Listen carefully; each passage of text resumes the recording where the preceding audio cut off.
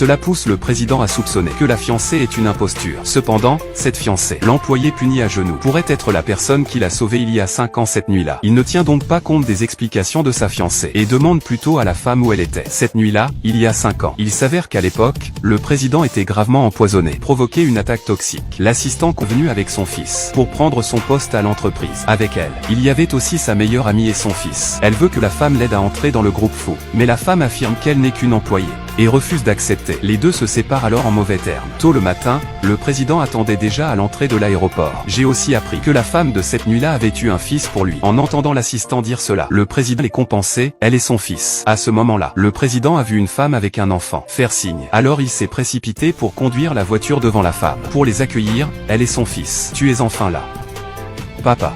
Zhang Lan. À cause de ce badge de travail qui portait ce nom, sa meilleure amie entend dire que c'est le président du groupe Fuxi. Aujourd'hui, je viens les chercher, mère et fils, pour les ramener chez eux. En voyant le badge de travail que le président tendait, en entendant le président demander si elle était la femme d'il y a 5 ans, sa meilleure amie a également deviné ce qui s'était passé cette nuit-là. Mais elle n'a rien dit. Mais en regardant l'arbre à argent devant elle, en le suivant, elle aurait une vie de richesse et de luxe sans fin. Cependant, elle a usurpé l'identité de la femme et est retournée chez elle avec le PDG. Madame, cette nuit-là, je t'ai laissé une bague en jade. Où est cette bague maintenant ?